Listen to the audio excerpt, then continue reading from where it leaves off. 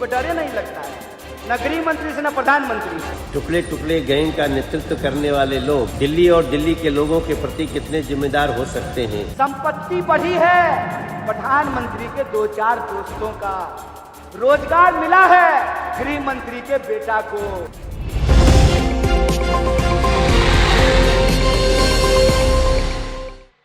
नहीं कीजिए रिकॉर्डिंग, कोई दिक्कत नहीं, हमको डर नहीं लगता है, न गृह मंत्री से न प्रधानमंत्री से, न ईडी से न सीबीआई से, न जेल जाने से। रिकॉर्ड कीजिए और भेज दीजिएगा। 10 साल में इन्होंने देश की हालत यह की है कि हर एक घंटा 2 नौजवान आत्महत्या करते हैं। यह है नॉर्थ ईस्ट दिल्ली से इंडिया गठबंधन की ओर से कांग्रेस प्रत्याशी कन्हैया कुमार। मुझे बताने की जरूरत नहीं है दोस्तों कि कन्हैया कुमार कौन है। उनकी लोकप्रियता की वजह ही है कि वो नॉर्थ ईस्ट दिल्ली से मनोज तिवारी के सामने चुनाव लड़ रहे हैं। अभी आपने जो वीडियो देखा उसमें कांग्रेस नेता कन्हैया कुमार हमेशा की तरह अपने तेवर में नजर आ रहे हैं। वो कह रहे हैं कि आप उनके बयान रिकॉर्ड कीजिए और इसे भेज दीजिए नरेंद्र मोदी और अमित शाह को। उन्हें डर नहीं लगता, उन्हें सीबीआई ईडी से डर नहीं लगता, ना ही उन्हें जेल जाने से डर लगता है। कन्हैया कुमार के इसी तेवर ने पिछले 2 बार से चुनाव जीत रहे मनोज तिवारी की मुश्किलें बढ़ा दी हैं दोस्तों। उनके लिए इस बार का चुनाव कतई आसान नजर नहीं आ रहा है और मैं ये बातें हवाई नहीं कर रही हूँ। इस बारे में सारे पॉइंट एक एक करके रखूंगी, बस आप वीडियो में अंत तक बने रहिएगा। और अगर अभी तक आपने चैनल को सब्सक्राइब नहीं किया है तो जरूर कर लीजिए। अब बात करते हैं कि आखिर कन्हैया कुमार ने सीट पर मौजूदा सांसद मनोज तिवारी की मुश्किलें क्यों बढ़ा दी हैं और इस सीट पर वोटों का गणित क्या है। दरअसल कन्हैया कुमार आंदोलन से निकलने वाले नेता हैं जिन्हें जमीनी मुद्दों पर बात करना आता है। वो एक अच्छे वक्ता भी हैं और उनकी बात पायदान पर खड़े आखिरी तबके के लोगों को भी समझ आती है। कन्हैया कुमार के बयान से गरीब और पिछड़ा तबका भी आसानी से कनेक्ट कर लेता है। कन्हैया कुमार किसी खासियत की वजह से राहुल गांधी खुद पर्सनली चाहते थे कि वो यहाँ से चुनाव लड़ें। 5 ट्रिलियन की इकोनॉमी बन गई है तो वो 80 करोड़ लोग कौन है जो 5 किलो अनाज लेने के लिए मुफ्त में लाइन में लगे हुए हैं। इसका मतलब ये है कि धन बढ़ा है, धन पशुओं का, संपत्ति बढ़ी है प्रधानमंत्री के 2-4 दोस्तों का, रोजगार मिला है गृह मंत्री के बेटा को। कन्हैया कुमार का यही बेबाक अंदाज उन्हें खास बनाता है। उत्तरी पूर्वी दिल्ली लोकसभा सीट पर पूर्वांचल और मुस्लिम वोटों के सियासी गणित को देखते हुए कांग्रेस ने कन्हैया कुमार को उम्मीदवार बनाया है। बीजेपी के पूर्वांचल नेता मनोज तिवारी को कोई पूर्वांचली नेता ही टक्कर दे सकता है, इसलिए कन्हैया के नाम पर मोहर लगी। मनोज तिवारी की तरह कन्हैया कुमार भी बिहार से आते हैं। पीएम मोदी और बीजेपी पर आक्रामक तरीके से हमला करने के चलते कन्हैया कुमार की अपनी लोकप्रियता है। कांग्रेस ने पूर्वांचली और मुस्लिम वोटों के सहारे कन्हैया कुमार की जीत का गणित बिठाने का दांव चला। इसके अलावा आम आदमी पार्टी और कांग्रेस मिलकर चुनावी मैदान में उतरी है, जिसके चलते मनोज तिवारी के लिए चिंता का सबब बन गया है। इतना ही नहीं दोस्तों, मनोज तिवारी पिछले 10 सालों से सांसद है और क्षेत्र में उनके खिलाफ सत्ता विरोधी लहर मानी जा रही है। कन्हैया कुमार ने मनोज तिवारी के 10 साल के कामकाज को लेकर सवाल उठाना भी शुरू कर दिया है और पूछा कि बताइए कि उन्होंने उत्तरी पूर्वी दिल्ली सीट के लिए किया क्या है। 10 साल से वो सांसद हैं तो वो बताएं नॉर्थ ईस्ट की जनता को, नॉर्थ ईस्ट दिल्ली की जनता को कि 10 साल में उन्होंने क्या किया है और जनता तय करेगी कि जो वो कह रहे हैं अगर वो सच है, उन्होंने जो काम किया है तो उनको अपना समर्थन आशीर्वाद देगी।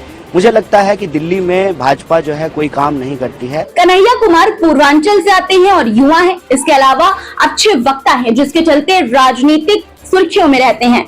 इंडिया गठबंधन के प्रत्याशी होने से अल्पसंख्यक वोटरों को आकर्षित तो कर ही रहे हैं, साथ ही साथ युवाओं में भी अच्छी पकड़ है। उधर मनोज तिवारी को जब से पता चला है कि कन्हैया कुमार को उनके सामने टिकट मिला है तो वो भी हमलावर है। वैसे तो टुकड़े टुकड़े गैंग का नेतृत्व करने वाले लोग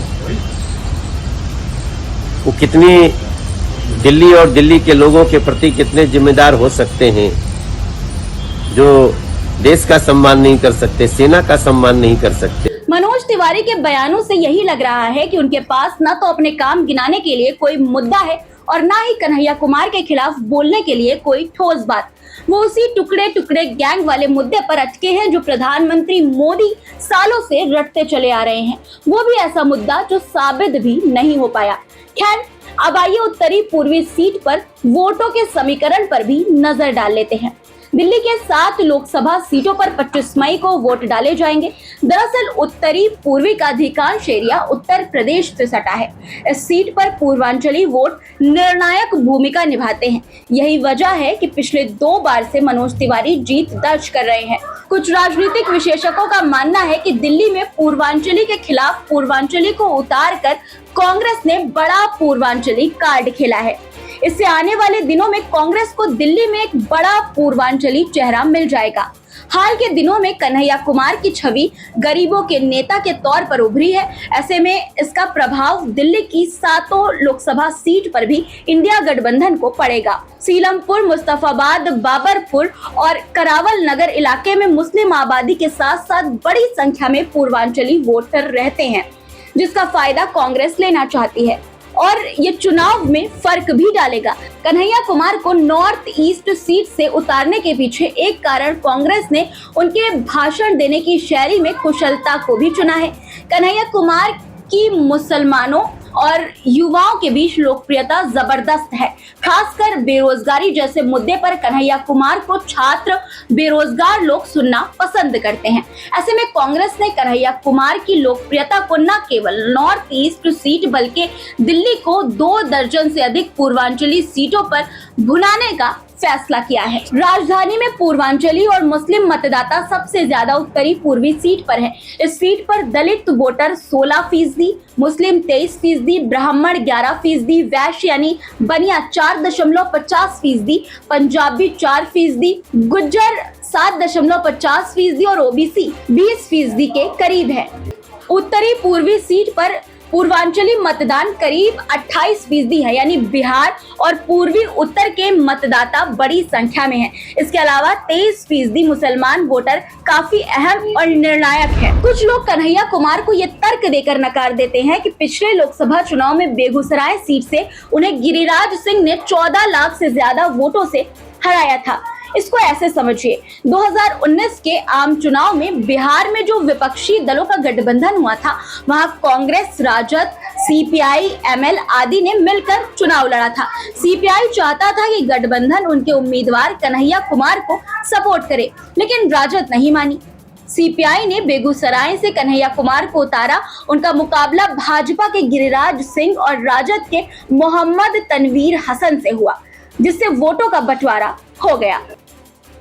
वहीं पिछले चुनाव में भले ही भाजपा को यहां से 54% वोट मिले हों, लेकिन अब वैसी स्थिति नहीं है। एक तो पूर्वांचल फैक्टर भी अब बांटता हुआ नजर आ रहा है, वहीं कांग्रेस और आम आदमी पार्टी भी साथ लड़ रही हैं। इसके अलावा अगर 2009 में कांग्रेस के जेपी अग्रवाल की जीत पर नजर डालें तो अकेले उन्हें 59.03% वोट मिले थे। यहाँ ये भी नहीं भूलना चाहिए कि विधानसभा में बीजेपी की करारी शिकस्त के वक्त दिल्ली भाजपा का नेतृत्व मनोज तिवारी के हाथ में ही था। और अगर इस लोकसभा सीट की बात करें तो यहाँ से कुल 10 विधानसभा सीटें आती हैं और इन 10 में से महज 3 विधायक ही बीजेपी के हैं। यानी 2 बार से जीत दर्ज करते आ रहे मनोज बाबू के लिए इस बार का चुनाव कहते हैं कि बहुत कठिन है।